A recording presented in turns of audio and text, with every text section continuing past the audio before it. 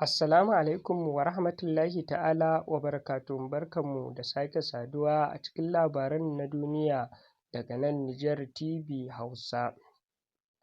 Cikin labaran namu na yau za ku ji cewa Shugaban Majalisar Ceton Ƙasa Janar Abdurrahman Chani ya yi dogon bayani da dogon sharhi dangane da ƙarin da ECOWAS ta yi wa ƙungiyar nan tasu ta AES, wato ta haɗin gwiwa tsakanin Nijar, Mali da Burkina Faso.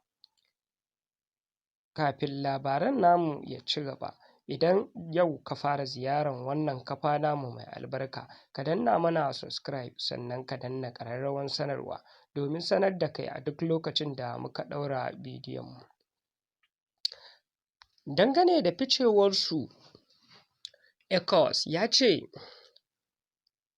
su sun yi ma ECOWAS saki uku, saki kuma da ba a komai. A cewar ECOWAS ɗin na ta yi musu ƙarin wa'adin wata 6. Ya ce wannan ƙarin wa'adin wata 6 sun yi ma kansu ne, domin kuwa su tuni ba su a cikin ƙungiyar ECOWAS. Ya ce tun lokacin da suka sanar da fitarsu daga cikin wannan ƙungiya, suka sanar da cewa fitarsu daga wannan ƙungiya fita ce ta kai da kai, fita ce ta kai tsaye ba tare da neman wani shawara ko tunanin wani zaman tattaunawa ba, domin kuwa sun gaji da zaman ƙangin bauta. Ya ce wannan na ɗaya daga cikin ayyuka da Faransa take gudanarwa ne, don kuwa idan aka duba lamarin za a ga cewa da suka ce sun fita wannan ƙungiya ta ECOWAS, ce musu aka yi sai bayan shekara ɗaya, inda suka bari sai bayan shekara ɗayan. Ya ce da shekara ɗayan ta zagayo kafin zuwan wannan rana dama dai an ce shekara ɗayan ne, domin kuwa a samu wata hanya da za a iya ciwo kansu su yadda su dawo wannan ƙangi na bauta. Ya ce amma haƙarsu ba ta cimma ruwa ba, kuma a tunanin ECOWAS shine kafin wannan wa'adi na shekara ɗaya an kifar da gwamnatin nasu, an kifar da su gabaki ɗaya. Sai gashi har ya zuwa lokacin da suka sanya domin ƙara zama na shekara ɗayan ba su rushe ba, suna nan da ƙarfinsu.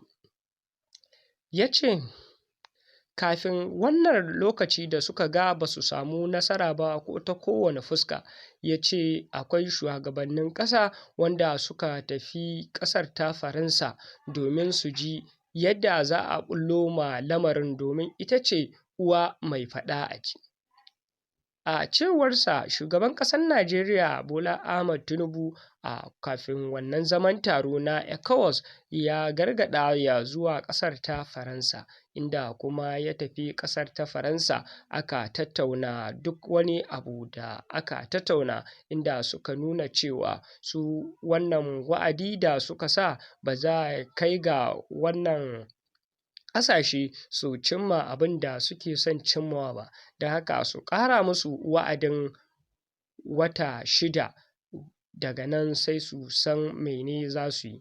Da haka ne suke bi ta fannoni da dama suna tura farfaganda da kuma ƙirƙiro musu da wasu nau'o'in ta'addanci domin samun ta yadda za su cin musu. Ya kuma yi bayanin cewa da yardan Allah ba za su cimma nasara ba, domin kuwa su Allah suka sa a gaba, kuma Allah zai taimake su, domin shi sarki ne wanda baya zaluntar bayinsa. Ƙarshen rahoton.